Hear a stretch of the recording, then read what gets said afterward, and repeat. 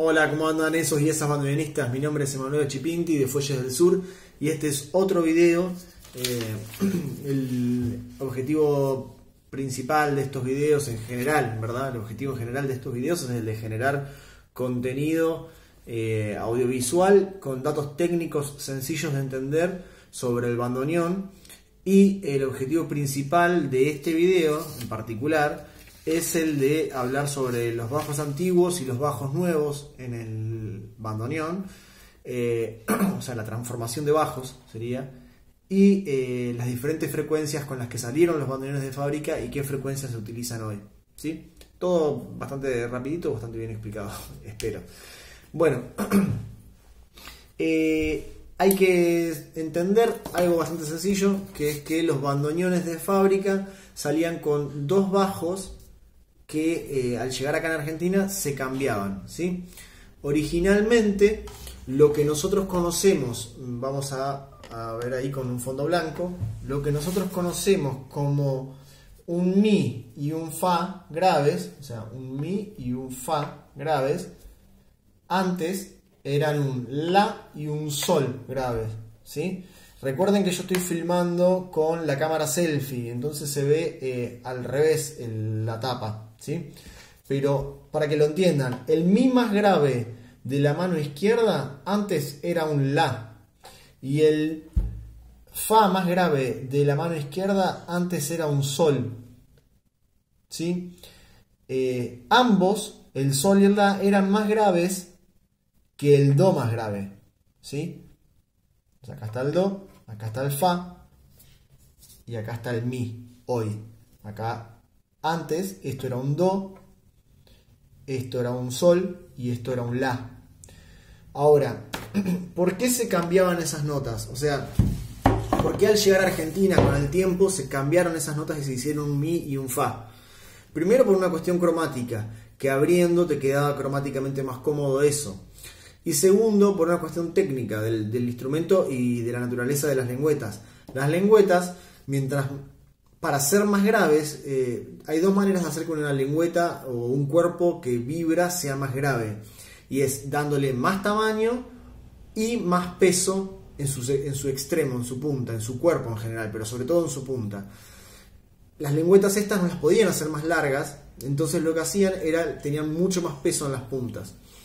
Y eso hacía que la lengüeta oscile de una manera bastante poco regular en cuanto a afinación, y además con una reacción muy tardía comparada con el resto del bandoneón, muy tardía, y se generaba algo en cuanto a la afinación que es como que va subiendo en afinación hasta que llega al tono que tiene que llegar, y después vuelve a bajar, y es muy feo de escuchar eso. Y además consumía mucho aire, o sea, tocando una nota de esas era como si tocaras 4 de las notas medias de la mano izquierda. Entonces se decide siempre cambiar esas notas originales y transformarlas a un mi y un fa. Cualquier método de bandoneón van a ver que dice mi y fa, no dice la y sol. O sea, se decidió, ni bien empezaron a llegar los bandoneones, evidentemente. A ver, si uno encuentra un bandoneón porque va a comprarlo o porque ve un bandoneón, no tienen que asustarse si ve esas notas. Es muy fácil el proceso de cambiarlo, o sea, de transformar los bajos. Es bastante fácil, y cualquier persona que te haga una afinación completa, si tienen los bajos así, te lo puede solucionar y transformarlos a los bajos que hoy se usan. La verdad que yo no le veo una utilidad o un beneficio mayor el tener los bajos antiguos comparado con tener los bajos como se utilizan hoy. La verdad que no me parece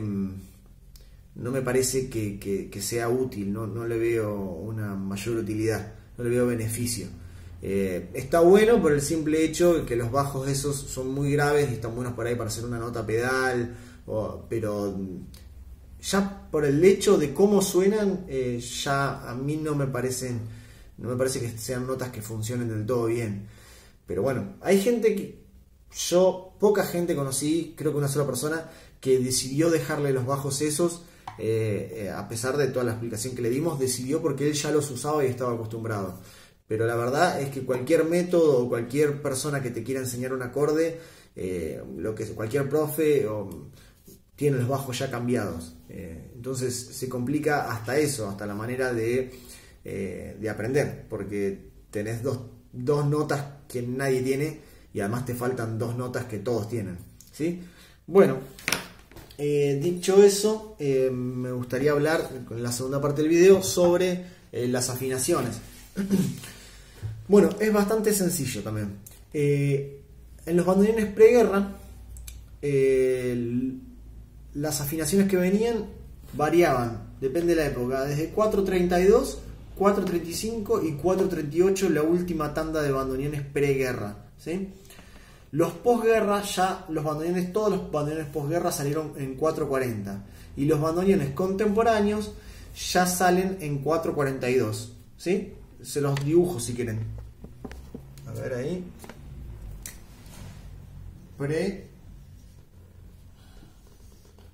Post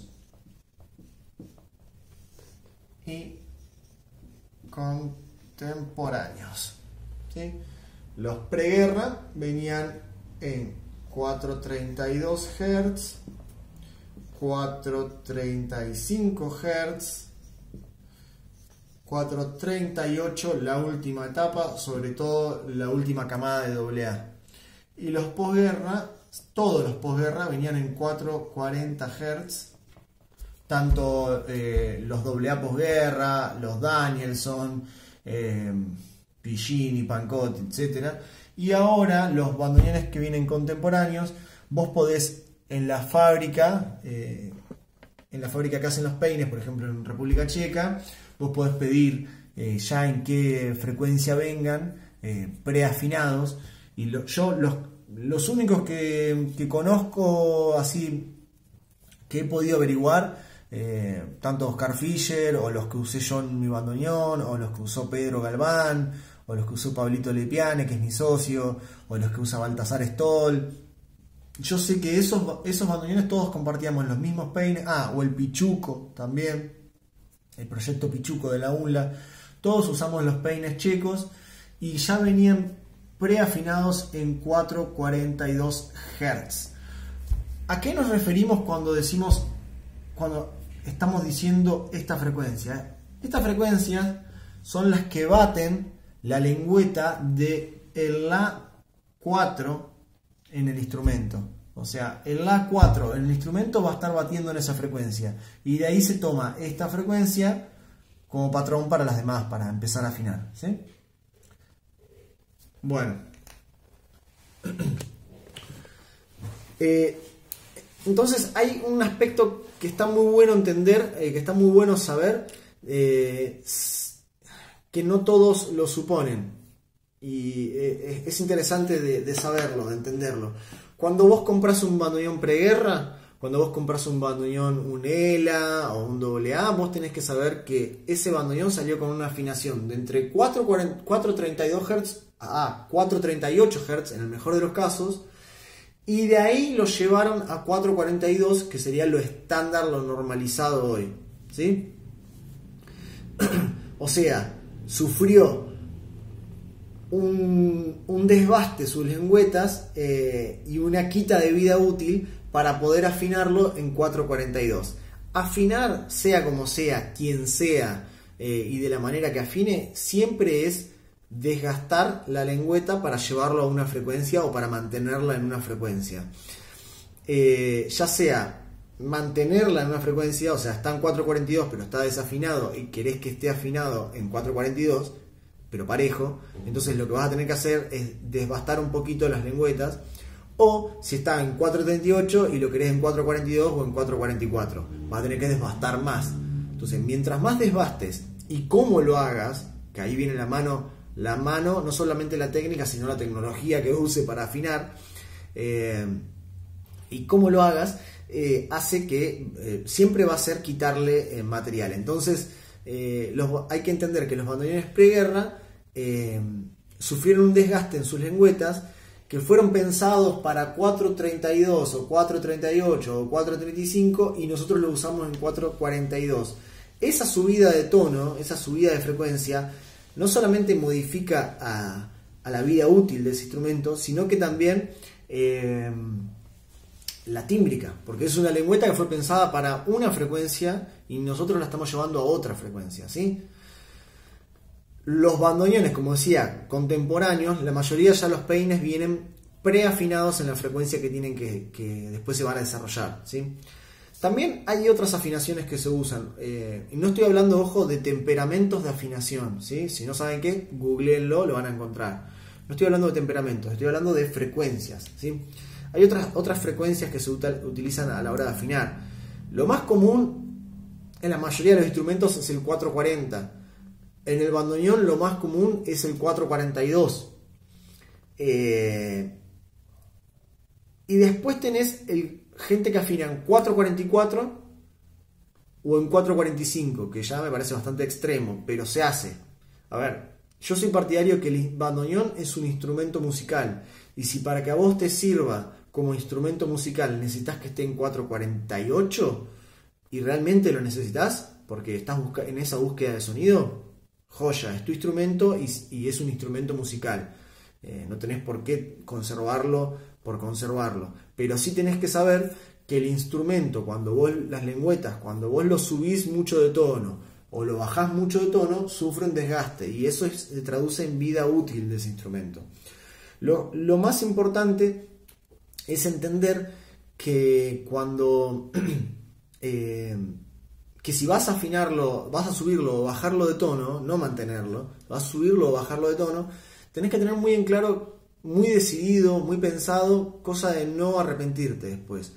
Porque subirlo y bajarlo de tono y quitarle vida útil, en lo que termina es que después empezás a partir voces o las puntas de las voces se te empiezan a volar, entonces te soplan aire, te quedan muy finitas las voces si lo subiste mucho, o te van a partir si lo bajaste mucho. Y también a la hora de comprar un bandoneón, si vas a comprar un bandoneón que está en 444, también pensalo bien, fíjate que las voces estén bien, que estén muy enteras, porque si las voces están muy maltratadas y están en 444 y vos no lo vas a usar para tocar chamamé, por ejemplo, lo vas a tener que bajar a 442, sobre todo si vas a querer tocar en una fila de bandoneones o con más de un bandoneón acompañándote, o con un piano, con instrumentos de afinación fija. Con un guitarrista no vas a tener problema porque afinación móvil se cambia, pero con un pianista que está en 440 vas a tener problema. En cambio, si lo afinás en 442, es una afinación muy versátil, que podés tocar con alguien que está en 440 y con alguien que está en 442, no vas a tener ningún problema. Vos podés tocar con un pianista que está en 440 y vos en 442 y nadie se va a dar cuenta, al contrario, va a sonar mejor, porque la melodía que vos hagas en el bandoneón y el acompañamiento va a resaltar un poquito más, y se utiliza mucho eso, sobre todo en las orquestas.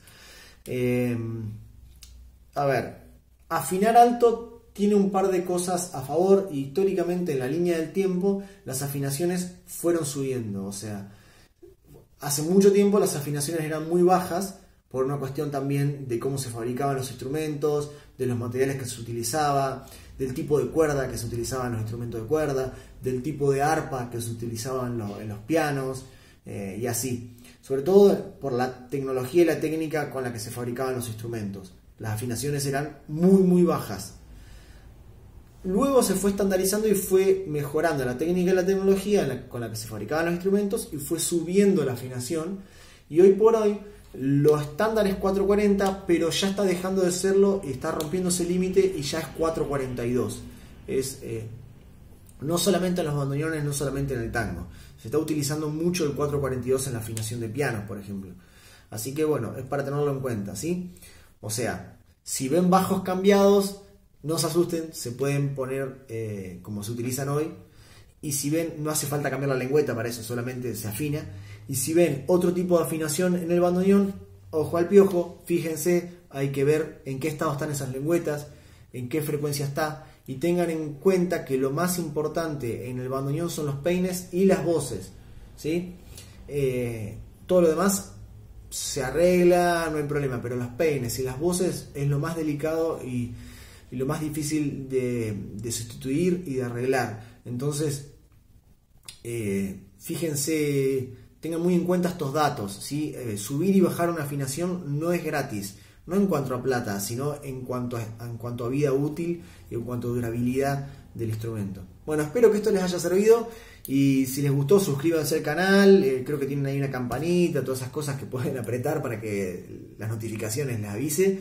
Y pueden buscarnos en Facebook como Fuelles del Sur, en Instagram como Fuelles del Sur, @Fuelles del Sur, y si no, pueden buscarme a mí como Emanuel Ochipinti en Facebook y en Instagram como @LuthierOchipinti, Ochipinti con 2C, OCCHIPINTI. También voy a dejarles el WhatsApp abajo para que cualquier duda manden un WhatsApp, y si quieren pueden comentar, dejar en forma de comentario alguna sugerencia sobre algún tema para hablar sobre el bandoneón, ¿sí? Así yo voy tomando apuntes y todos los fines de semana hago un videito. Un saludo grande y espero que les haya gustado.